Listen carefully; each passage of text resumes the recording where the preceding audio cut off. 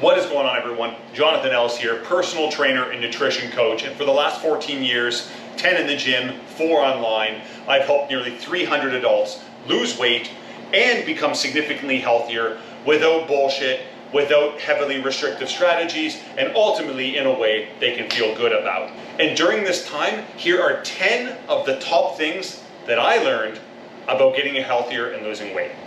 So the first thing I learned is that for most people, for the vast majority, eating 2 to 3 bigger meals is going to be more effective for health and weight loss than trying to eat smaller meals.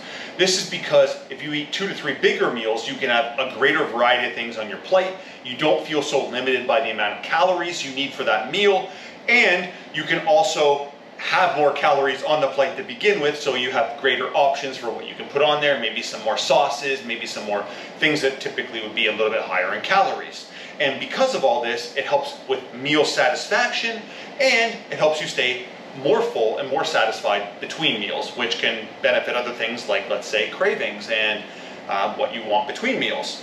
The second thing I learned is less is more with exercise. So in other words, it's quality over quantity.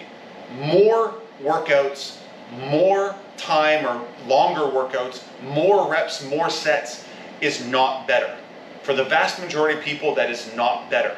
As a matter of fact, my most successful weight loss clients work out 3 to 4 times per week and get way better results than when they worked out 5, 6, 7 times per week.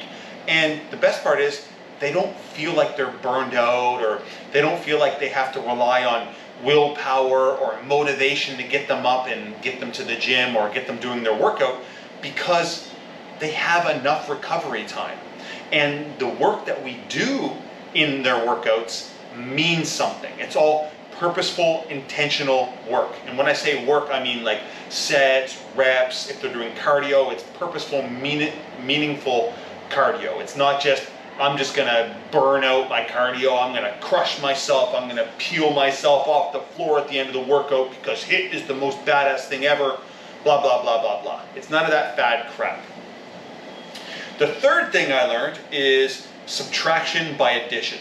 I learned that for most people, once again, I am always gonna say most people, because most of these things I've learned work for the vast majority of people. For most people, it is far more effective to add small things into your diet, small things into your lifestyle, add small changes into your lifestyle than trying to remove, cut, and eliminate things completely out of your life. It is far more successful, and there's a lot of behavioral change studies on how smaller habits and smaller changes are significantly more sustainable as well. The fourth thing I learned is that sleep is critically underrated. Sleep is the most undervalued part out of every single habit you have with your health and fitness and weight loss. So poor sleep just literally makes everything worse. It's a cascading effect on everything in your life. Your energy, your mood, your ability to have good quality workouts, your ability to want to work out. Your workout recovery is impeded. Your motivation to do things, you have more food cravings, and you're less likely to feel satisfied after your meals when you're on poor sleep.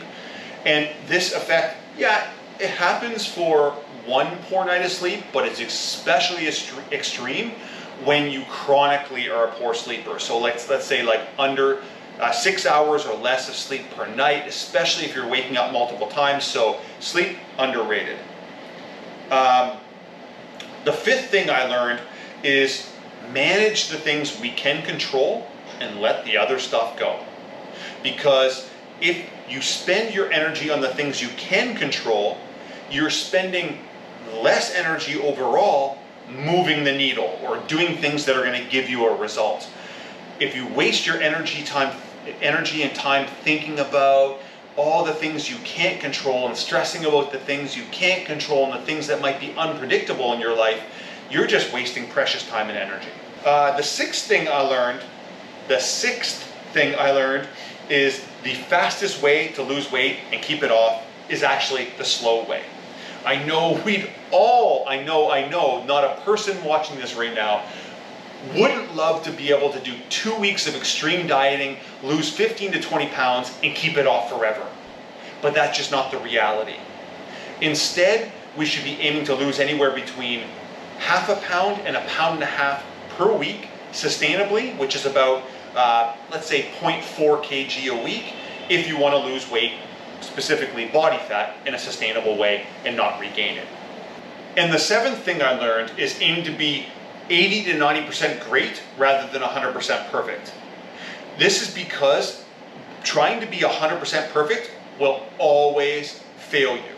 It's not a matter of if it's going to fail you, it's a matter of when it's going to fail you. And I know some of you possibly, and there's people out there that say, no, you can be perfect, completely cut these things, 0% of the time you're going to do this. Yeah, my question is, when does that stop? Because everyone who speaks on that high horse is in the period of time when it's working for them, but you never hear from them in the period of time after they fall off. 80 to 90% great for sustainable periods of time or for longer periods of time is much more sustainable. It's much easier to be consistent at 89%. The eighth thing I learned is that mistakes are going to happen. So instead of trying to avoid making mistakes, try to fail faster. I know this might sound crazy, but try to fail faster, because a failure or a mistake is just an opportunity to learn. And when you have an opportunity to learn from something you did wrong or something that didn't work, it's an opportunity to improve your results for the future, to get better and get better results in the future. So fail faster. The ninth thing I learned is that comparison is the thief of joy.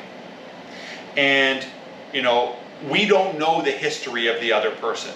We might be making an apples to orange comparison. We don't know how long they've been doing it. We don't know what their genetics are or how their childhood was.